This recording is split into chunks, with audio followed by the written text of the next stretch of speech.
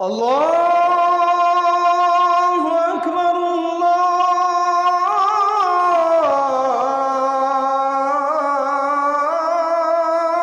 আকবার।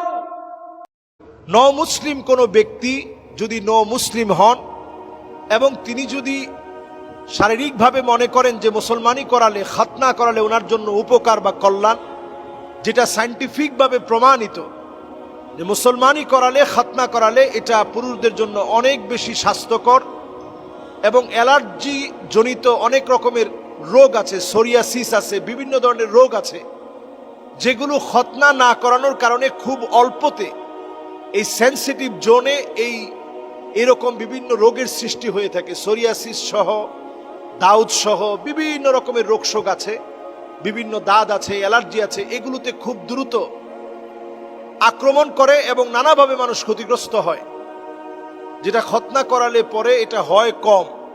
এই জন্য নবীজি সাল্লাল্লাহু আলাইহি সাল্লাম সায়েন্টিফিক এই পদ্ধতির কথা বলে গেছেন। তবে যদি কেউ মুসলিম হন, লম্বা একটা বয়সে, বড়সড় একটা বয়সে তিনি মুসলিম হয়েছেন, এটা তার জন্য ম্যান্ডেটরি না যে সে মুসলিম অবস্থায় খতনা করাতেই হবে। তিনি যদি করাতে চান, ইসলাম এই ক্ষেত্রে বাধা দেয় না, তিনি করাতে পারেন। তবে এটা ম্যান্ডেটরি না, বাধ্যতামূলক নয়। বাধ্যতামূলক হচ্ছে আপনি ইসলাম গ্রহণের পর সুন্দর একটা নাম আপনি পছন্দ করবেন।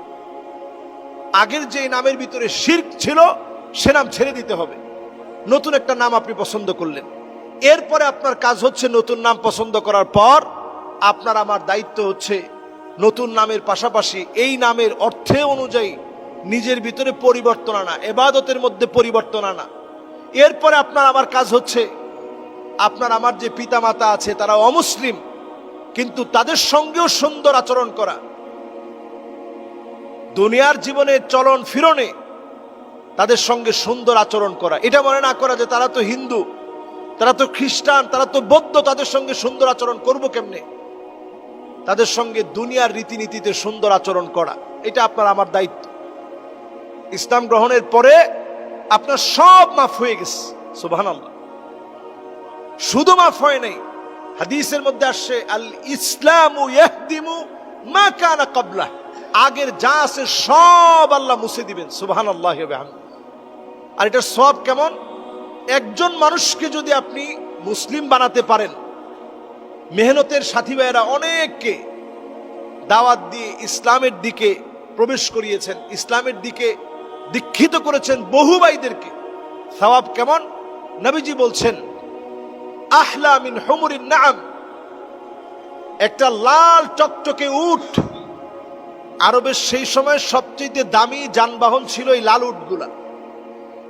তো দামি একটা টকটকে লাল উট, এইটা পাইলে যেমন আপনি খুশি হওয়ার কথা, বর্তমান BMW, Mercedes, land cruiser, range rover, এই জাতীয় একটা গাড়ি যদি কেউ কাউকে এনে উপহার দেয়, তাহলে আপনি যেমন খুশি হয়ে যাবেন যে এত দামি একটা গাড়ি পেলাম, ঠিক আপনার কথায় যদি প্রভাবিত হয়ে একজন কালেমা পড়ে মুসলমান হয়, আল্লাহর হাবিব বলতেছেন এটা পেলে যেমন তোমার কাছে আনন্দ লাগার কথা, তুমি এর চাইতে খুশি হও যে তোমার কথা একজন মানুষ প্রভাবিত হয়ে কালেমা পড়ে মুসলমান হয়ে গেছে, সুবহানাল্লাহ।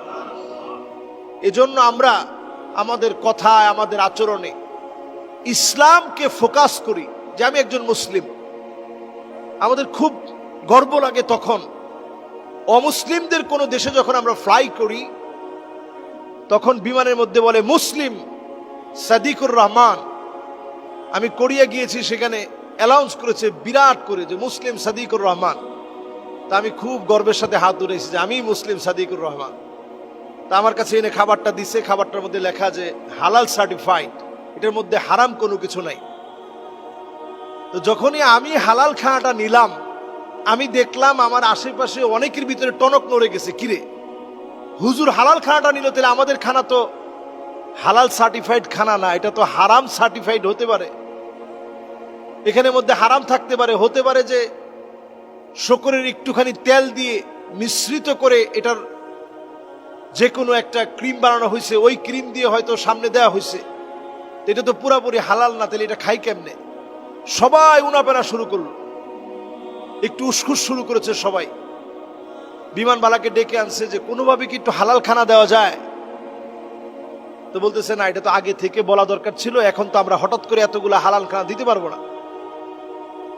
এরপরে আমার ক্ষুধা লাগছে, আমি চিন্তা করলাম যে ক্ষুধা লাগছে যেহেতু একটা সামান্য রুটি নেই, অসুবিধা কি। যখন রুটি চাইলাম বলতেছে না, তোমার জন্য যেটা বরাদ্দ ছিল দেওয়া হয়ে গেছে, তোমার নতুন করে আর কিছু দেওয়া যাবে না, কারণ হালাল সার্টিফাইড ছাড়া একটা খানাও তোমার দেওয়া যাবে না।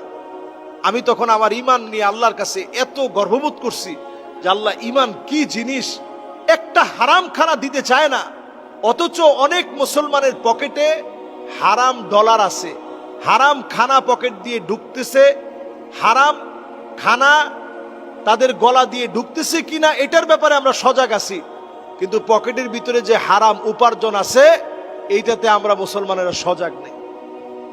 একটু চিন্তা করেন, বিমানের ভিতরে হালাল খাবারের জন্য অস্থির হয়ে গেছি, কিন্তু আমার যে উপার্জন দিয়ে যাচ্ছি, অনেকের উপার্জন হারাম, এটা নিয়ে আমাদের কোনো মাথা ব্যথা নেই, খাওয়াটা নিয়ে মাথা ব্যথা আছে। তার মানে ইসলাম আমরা বুঝি নেই। ইসলাম যদি বুঝতাম, নবী সাল্লাল্লাহু আলাইহি সাল্লামের নাতি হোসাইন রাদিয়াল্লাহু তাআলা আনহু সদকার একটা খেজুর খেয়ে ফেলছে, যেই নবী এত আদর করতেন, নাতিরা আসলে ঘোড়া সাজতেন, নবীজির পিঠের মধ্যে উঠতো, লাফালাফি করতো, নবীজি রাগ করতো না, ধুলাবালির মধ্যে নবীজি গিয়ে জড়ায় ধরতেন, নবীজি রাগ হতেন না। সেই নবীজি যখন দেখলেন হোসাইন রাদিয়াল্লাহু তাআলা আনহু ওনার গলার ভিতরে সদকার একটা খেজুর চলে গেছে, আঙ্গুল দিয়ে ঢুকায় খেজুরটা বের করে ফেলছে। আল্লাহু আকবার। বলছে, তুমি আহলে বাইত, তুমি নবী পরিবারের সদস্য, তুমি সদকা খেতে পারো না। লা নুরিসু মা তারাকনা সাদাকা। নবীরা কোনো ওয়ারিসদের জন্য নবীরা কোনো টাকা সম্পদ রেখে যায় না।